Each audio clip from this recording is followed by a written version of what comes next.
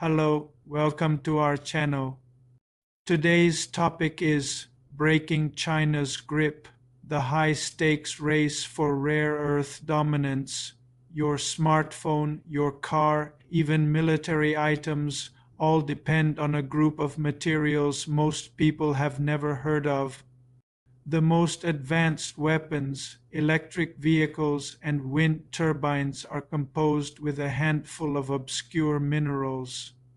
Minerals controlled overwhelmingly by one country. We will try to explain the geopolitical battle over rare earth elements. We will also reveal why breaking China's grip on them has become one of the most urgent priorities for global powers. Section 1. What are rare earths minerals? Nowadays, the real power lies in rare earth elements. They are 17 minerals like neodymium, dysprosium, and terbium are the key components of modern technology. They offer high-performance magnets for EV motors, renewable energy systems, and advanced defense equipment. They are complex and costly to process, but they are not rare on the surface of the globe. China invested and built expertise how to process them. Section 2. How China took over the rare earth world. Back in the 1980s and 1990 seconds. Most countries had rare earth production, but China made a strategic move. It invested heavily, accepted environmental costs, and built processing capacity. How China managed to take a lead in this sector. Cheaper low labor, less environmental costs. Strategic acquisitions and export incentives helped China to distance itself from other nations. On top of that, please add the vertical integration. China controls every step: mining, separation, processing, and manufacturing. China holds the world's largest known rare earth reserves, around 44 million tons, far ahead of Brazil's 21 million and India's 6.9 million. China also mines around 60% of global rare earths, processes 90%, and manufactures 94% of rare earth magnets used in EVs and clean energy technologies. Section 3. Why the world is worried. Rare earths are essential for the modern industry. Let's mention precision-guided missiles, radar systems, satellites, computers, and electronic tools. This makes rare earths not just a commodity, but a strategic point. As demand for clean energy and advanced defense systems surges, so does dependence on China. A risky dependence, as in 2010 and recently, China decided export control, which created inflation on these minerals, a serious warning to the world. It's a real vulnerability and governments know it. Rare earths have become a national security issue. Section 4. The global fight back begins. Diversification in supply chain of rare earth minerals has started. United States holds only 1.9 million tons of reserves, investing heavily in domestic mining and processing.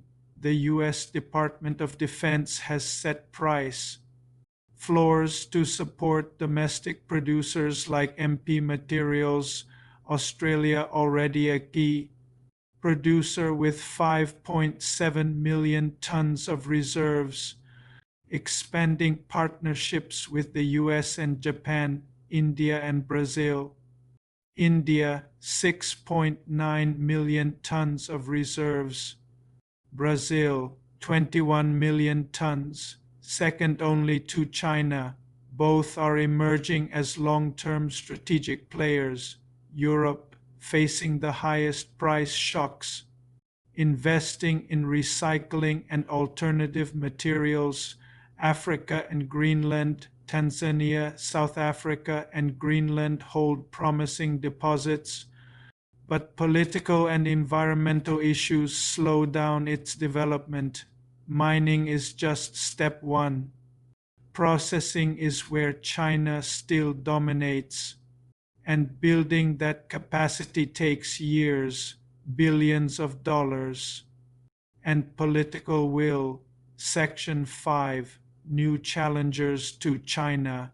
A new wave of companies and countries is stepping up. Rare element resources us.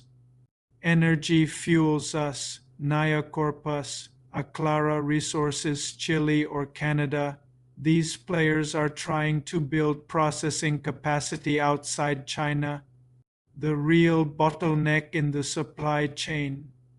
But the challenge is enormous. China still produces 70% of global supply and tightly controls mining quotas. Section 6, the supply chain shift. We are entering a new phase of globalization, not efficiency-driven, but resilience-driven. Companies are friend-shoring supply chains, investing in recycling rare earths, researching alternatives. Section 7, the roadblocks. Breaking China's dominance won't be easy. Processing rare earths is environmentally messy. Building new facilities takes years and billions of dollars. China can still flood the market with cheap supply to kill competitors. Substitutes for rare earths are limited and expensive. This is why many experts argue the race is already over. China has won. Conclusion: the future of the rare earth race. The race for rare earths isn't just about minerals. It's about who controls the future of technology, energy, and defense. For decades, the world relied on one dominant player. Now that model is being challenged. The global economy remains exposed. The world is waking up to the reality that the green transition, the digital economy, and modern defense all run through a supply chain dominated by China. The race to break that grip is accelerating. It's far from clear whether anyone can catch up. What happens next will shape global power for decades. Thank you very much. Please support our work by liking, commenting, and subscribing to our channel. See you on the next one.